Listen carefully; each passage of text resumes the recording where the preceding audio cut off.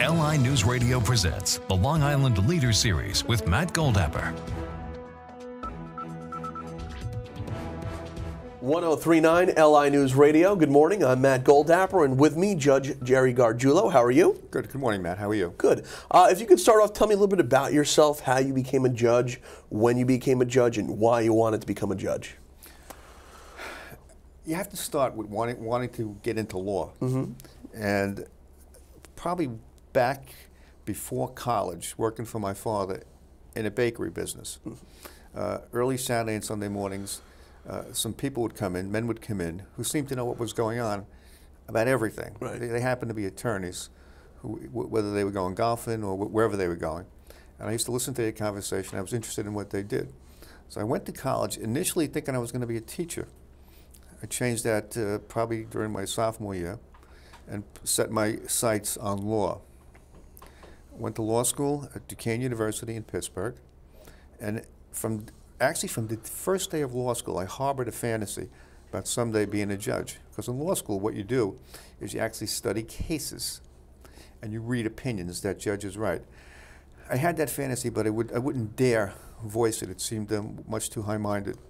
After law school, I had my first job working for a judge on the Pennsylvania Supreme Court, being a law secretary to a judge. That's a law clerk, a lawyer who aids the judge in research and writing opinions. After that, I went to the Suffolk County DA's office for a while, where I started to get my actual courtroom experience.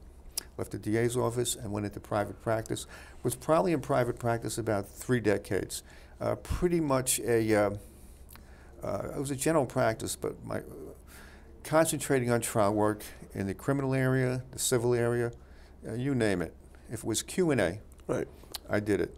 And had a chance during that 32 years in practice to observe the best judges around and to observe and learn from these judges.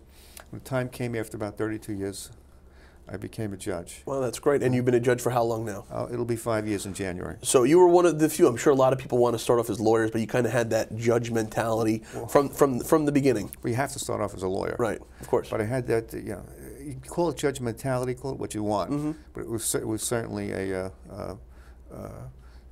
desire. Great. And what kind of cases do you preside over now? Right now I preside over civil cases. Okay, great. During the first 3 years on the bench, I presided over matrimonial cases. During the last 2 years, civil cases, accident cases, negligence cases, what they call equity cases, malpractice cases, and the like. Great. And a lot of people, I think there's some confusion. You know, if you're not an attorney, if you're not a judge, you might not understand the structure, the system, how the courts work. Do you have any advice for people that might be going through something that might just be easier and quicker for them to obtain information and knowledge, and they know it's accurate and not some random thing they read on some website? A good place to start is a website, New York State Unified Court System. New York State Unified Court System. Go to that website, and that website has information about everything you could possibly want to know. Information about the personnel in the courts, the function of the courts, the jurisdiction of the courts, and a great deal of how-to information for those into self-help. Also has a case tracking section to it. Case tracking, if you're actively involved in a case, in many instances you can find that case and find out what's been going on with that case. Gotcha. And what's the link to that one more time? New York State Unified Court System. And it's got all that information that people who've never, have no experience might want to obtain. As a matter of fact, not only does it have that information, it has all the courts, the trial courts, the intermediate appellate courts, and the highest appeals court in the state, the New York State Court of Appeals. And it's an interesting place to be. I mean, I visit it often just to see what's going on in other parts of the state. See if there's any cases similar to cases I'm handling, see what the wisdom of those cases are and things like that. Great. And is being a judge something, you said you wanted to do it from a younger age. Is it everything you hoped it would be? You enjoy it? It is, and more. Right. When you're a lawyer, there is when you're a trial lawyer, you seek to succeed, you seek to prevail, right? And that's your motivation. As a judge, you seek to be right. Right. It's important to get it right.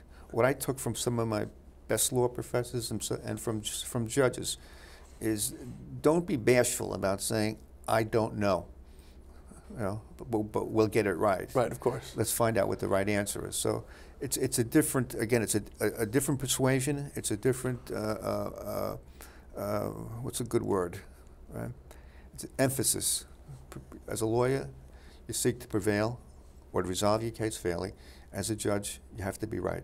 There you go. All right, Judge Jerry Garguilo, I appreciate you coming in today. And one more time, what was that link for people if they want more information on the court system? New York State Unified Court System. It's full of helpful information. Thank you very much, Matt. Nice meeting you. Thank you. 1039 LI News Radio.